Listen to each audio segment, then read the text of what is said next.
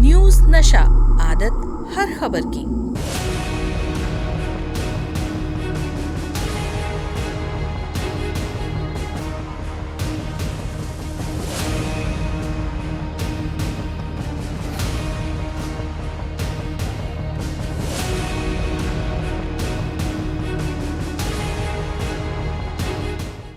दोस्तों नमस्कार, मैं हूं विनीता यादव। देश में इस वक्त लोकतंत्र की गरिमा को बनाए रखने के लिए बहुत सारे ऐसे सवाल हैं, ऐसी स्थितियां हैं जब लोग इस इंतजार में हैं कि हाँ कुछ बदलाव होगा। ऐसे बहुत लोग हैं और बहुत लोग ऐसे भी हैं जो इन स्थितियों के साथ खुश हैं। लेकिन बड़ा सवाल ये है कि देश के बहुत बड़े अहम लोग जो कि इस देश को चलाने में आज बहुत बड़ा योगदान दे रहे हैं, वो इन स्थितियों से खुश है या फिर इन स्थितियों को बदलना चाहते हैं। यहाँ पर सवाल ये उठता है कि जो ये बड़े पद के लोग हैं वो किस तरह से इन स्थितियों में क्या बदलाव करने की कोशिश करते हैं या फिर अपनी इच्छाओं का असर उस पर डालते हैं। बात कर रही हूं मैं यहाँ पर डीवाई चंद्रचूड़ की। डीवाई चंद्रचूड़ जो कि देश के चीफ जस्टिस हैं। जी हाँ, चीफ जस्टिस ऑफ इंडिया की मैं बात कर रही हूं। पिछले दिनों उन्होंने एक बात अपने किसी कार्यक्रम में साझा की। दरअसल इस कार्यक्रम में डीवाई चंद्रचूड़ ने प्रधानमंत्री नरेंद्र मोदी के बारे में एक बात बताई। उन्होंने बताया कि एक वक्त में ऐसा हुआ कि प्रधानमंत्री नरेंद्र मोदी ने डीवाई चंद्रचूड़ को फोन किया था और उसी फोन को लेकर उन्होंने बात बताई है। ये डीवाई चंद्रचूड़ को प्रधानमंत्री नरेंद्र मोदी ने क्यों फोन किया था, ये मैं आपको अभी बताती हूं, जो कि उन्होंने खुद बताया। हालांकि चर्चाओं में जो उनके बीच के फोन कॉल्स रहे हैं उसमें कई विवाद भी रहे हैं। कई ऐसे विवाद रहे हैं जिसमें साफ साफ ये बात सामने आई है कि किस तरह से राजनीति और न्यायपालिका के बीच में किस तरह की गठजोड़ की कोशिशें हुई हैं और वो कोशिशों के चलते कई मंत्रियों की छुट्टी तक हुई है। ये भी एक बीच का विवाद रहा है। लेकिन फिलहाल मैं आपको बताती हूं उस खबर के बारे में जो चंद्रचूड़ जी ने खुद ये बताया कि प्रधानमंत्री नरेंद्र मोदी का उनको फोन आया। सुप्रीम कोर्ट के मुख्य न्यायाधीश डीवाई चंद्रचूड़ ने प्रधानमंत्री नरेंद्र मोदी से जुड़े एक किस्से को याद किया। उन्होंने बताया कि जब वो कोरोना संक्रमण के दौरान कोविड पॉजिटिव हो गए थे तो उनके पास पीएम मोदी का फोन आया था। दरअसल सीजीआई ने गुरुवार को सुप्रीम कोर्ट परिसर के अंदर ही बनाए गए आयुष समग्र कल्याण केंद्र का उद्घाटन किया। इस दौरान उन्होंने खुद को प्राचीन आयुष पद्धति का समर्थक बताया। सीजीआई ने कोविड संक्रमण फैलने के बाद से ही मैं आयुष से जुड़ा हुआ हूं, ये कहा। कोरोना वायरस की वजह से मेरे स्वास्थ्य पर काफी असर दिखा था, तब मेरे पास प्रधानमंत्री नरेंद्र मोदी का फोन आया। उन्होंने कहा आप कोविड से पीड़ित हैं, लेकिन उम्मीद है कि सब कुछ ठीक हो जाएगा। मुझे इस बात का एहसास है कि आप अच्छी स्थिति में नहीं हैं, लेकिन हम सब कुछ करेंगे। चीफ जस्टिस ने बताया कि उनसे पीएम मोदी ने कहा था, एक वैद्य हैं जो आयुष में सचिव भी हैं, वो आपको दवाएं और जरूरी चीजें भेज देंगे। चीफ जस्टिस ने कहा कोविड से प्रभावित होने के बाद मैंने आयुष की दवाएं ली। जब मुझे दूसरी और तीसरी बार कोविड हुआ तो मैंने कोई एलोपैथिक दवाई नहीं ली। उन्होंने कहा कि आयुष समग्र कल्याण केंद्र का उद्घाटन उनके लिए संतोषजनक क्षण है। सीजीआई ने कहा जब से मैंने सीजीआई का पद संभाला है मैं इस पर काम कर रहा हूं। मैं आयुर्वेद और समग्र जीवन शैली का समर्थक हूं। यहां करीब 2000 से ज्यादा स्टाफ के सदस्य हैं। हमें सिर्फ न्यायाधीशों और उनके परिवार के लिए बल्कि स्टाफ के सदस्यों के लिए भी समग्र जीवन शैली की तरफ देखना है। उन्होंने कहा मैं बहुत खुश हूं कि सुप्रीम कोर्ट में यह सुविधा आ गई है। मुझे विश्वास है कि हम अपने माध्यम से आयुर्वेद का संदेश पूरे देश और उसके बाहर फैलाने में सक्षम होंगे। तो डीवाई चंद्रचूड़ जिन्होंने सुप्रीम कोर्ट में आयुष का मंत्र सबको बताया, यह भी बताया कि कैसे आयुष को लेकर प्रधानमंत्री नरेंद्र मोदी ने उनसे बात की, उन्हें सलाह दी कि यही इलाज लें और यह इलाज उन पर असर कर गया। यह इलाज उन पर असर कर गया। जी हां, जब डीवाई चंद्रचूड़ पहली बार सीजीआई बने थे तब उनका फोन किसके पास गया था? उनका फोन प्रधानमंत्री नरेंद्र मोदी के पास तो नहीं गया था। उनका फोन किसी ऐसे खास व्यक्ति के पास गया था जिसके बारे में आज बताना और कहना कुछ भी ठीक नहीं होगा, लेकिन जल्द ही हम आपको ये बताएंगे कि उनका पहला फोन किसके पास गया था।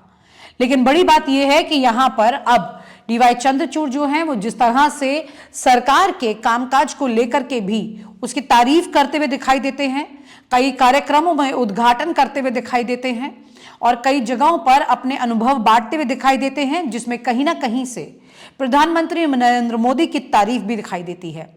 यहां पर कई और भी बात है, उनके आम जीवन में वो क्या कर रहे हैं, किन कार्यक्रमों में जा रहे हैं, इससे उस बात पर फर्क नहीं पड़ना चाहिए जो वो न्याय की अदालत में उन 4 दीवारों में जब वो फैसला सुनाते हैं, जिसका असर इस देश के 140 करोड़ लोगों पर होता है। जब ये पता होता है कि जब उनके फैसले से लोकतंत्र की गरिमा पर क्या असर पड़ेगा, ये सबके इंतजार इस पर रहता है। सबसे बड़ी बात यही है कि वो कहां जा रहे हैं, किसकी तारीफ कर रहे हैं, वो अलग है, लेकिन जो उनके फैसले हैं, उनके फैसलों से लोगों के जहन में उनकी जगह बनेगी। उनके किसी उद्घाटन से नहीं, बल्कि उनके फैसलों से बनेगी।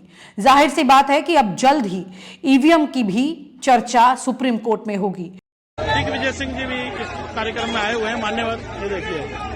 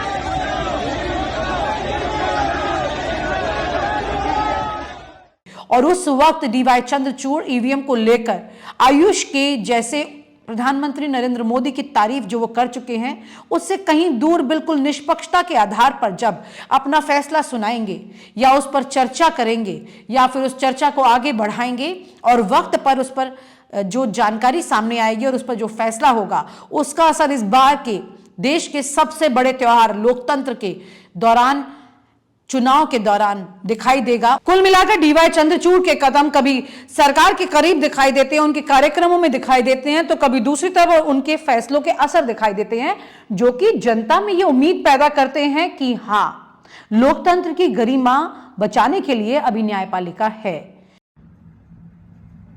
Mr. Masi, I'm asking you questions. If I find that you are not giving me a truthful answer, you'll be prosecuted. Every word which you say, you'll be held liable for what you say. So, you're not in a political contest, you are in a court of law. Please understand that. This is a very serious matter. We have viewed the video on the last occasion. I want to ask you, what were you doing looking at the camera and crossing out, putting your marks to cross out the ballot paper? Sir, there was a words these councillors were making so much noise, camera, all these. And that's why I'm looking why cameras they are talking about. That's why I was looking at the cameras. There was so much camera. This was all the voice coming. That was the only reason. But why were you putting marks on the ballot paper? Sir, after completing the process of the voting, I had to sign all the ballot papers, and those ballot papers were defaced. Those ballot papers were defaced. I just given my just highlighting that it should not be mixed again. That was the only reason. Why were you? It's very obvious in the video that you look at some of the ballot papers. Some of the ballot papers, depending on whether the cross is at the top or the bottom, you put your signature and put the ballot paper in a tray. Where the cross is at the other end of the ballot paper, You put an X mark on the ballot paper. It's also very clear that you are putting the X mark in the ballot paper. Did you or did you not put an X mark on certain ballot papers? Sir, no. What I'm saying, sir. Please answer my question. I'm answering. Did you first answer yes or no? Did you put an X mark on certain ballot papers or did you not put it? Yes, I marked on the defaced. Alright, how many ballot papers did you put an X mark on? It was around 8, sir. So 8 ballot papers you put an X mark, Yeah. right? No text, sir, just I think what I'm highlighting, it should not be mixed again the others paper. And immediately after that. Speak in Hindi if you're Yes, comfortable. yeah. It seems. या जैसे ही वो sir हुआ उसके बाद immediately आप party के एक counsellor मनोहर और प्रेमलता आए, वो उन्होंने, मैंने ये बोला कि इतना 12 और 16 8 हुआ है, वो आए और उन्होंने आके सारे बैलेट पेपर को स्नैच करके भागने लगे और उनको डिस्ट्रॉय करने लगे, फाड़ा, और चंडीगढ़ पुलिस के मार्शल्स ने उनको आकर बचाया और वापस उन सभी बहुत जद्दोजहद हुई वहां पर, जो ये आप काउंसलर थे इन्होंने लेकर भागने लगे। It is quite. पर आप बैलेट पेपर को डिफेस आप क्यों कर रहे थे? सर मैं आपको पता है आपका फंक्शन एक है, आपको बैलेट पेपर को नीचे साइन करना है, साइन कर सकते हैं आप, हर एक बैलेट पेपर को साइन करना है, पर आप ऐसा क्यों कर रहे थे कि कोई चुने हुए बैलेट को आप उस पर आप अपना कहते हैं आप टिक लगा रहे हैं या आप क्रॉस लगा रहे हैं, आप वो क्यों कर रहे हैं? सर वो आप बताइए कौन से रूल के तहत आपको ये पावर दी गई है कि आप बैलेट पेपर पे अपना चिन्ह आप लगाएं? क्योंकि रूल 11 में यह लिखा है कि आप उसको साइन करेंगे। साइन करने के अलावा आपको कौन से रूल में ये कौन से रूल में ये प्रावधान है कि आप उसमें अपना कुछ या एक्स या टिक या कुछ भी जो आप लगा सकते हैं? आपको कहाँ पावर है वो? सर वो मैं again sir I am repeating, वो जब मैंने बैलेट्स को देखा बड़े ध्यान से, वो ऐसे दबाए गए थे कि वो क्वाइट विजिबल थे कि निशान देने की कुछ कोशिश की गई। That is the only reason, sir. I was not. Well, why were you putting a mark on those ballots? Sir, actually, to make this highlighting, it was defaced by the candidate. So it's admitted that you put your marks on the ballot. True, sir. And on 8 ballots totally. Yeah, and they snatched and destroyed immediately. This answers what he did, Mr. Solicitor. Very clear as to what he did. He has to be prosecuted. I think interfering with electoral democracy by returning officers is the gravest possible thing. I am for the administration, Chandigarh. Oh, I'm sorry. I thought not with any presence. तो इस वक्त तमाम लोगों को यही उम्मीद है कि 18 मार्च को जब ईवीएम की सुनवाई होगी कोर्ट में, उस मामले पर भी न्यायपालिका की तरफ से जो भी कदम उठाए जाएंगे वो कम से कम इस तरह के जरूर होंगे कि जो लगातार इतनी याचिकाएं सुप्रीम कोर्ट में ईवीएम को लेकर लगाई जा चुकी हैं, उसे यूं ही नहीं समझा जाएगा, बल्कि बड़ी गंभीरता से लेते हुए उस पर कोई समय से एक्शन जरूर लिया जाएगा।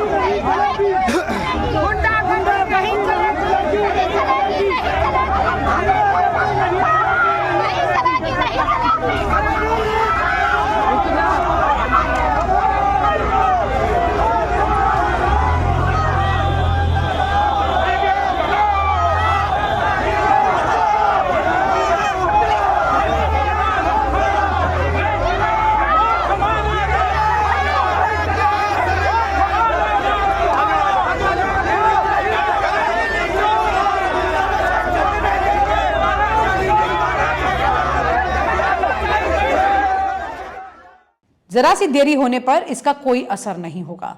अगले 5 साल तक एक लंबा इंतजार करना होगा उसके लिए। अब उसके बीच में कोई भी प्रधानमंत्री नरेंद्र मोदी की तारीफ करे या फिर आयुष मंत्रालय की तारीफ करे, उससे जनता को शायद कोई फर्क नहीं पड़ेगा। फर्क पड़ेगा तो लोकतंत्र की बढ़ती हुई खूबसूरती से। और आप हमसे जुड़े रहने के लिए सब्सक्राइब करें YouTube पर, फॉलो करें Twitter पर और लाइक करें Facebook पर। और ज्यादा जानकारी के लिए आपको टाइप करना होगा सिर्फ न्यूज़ नशा।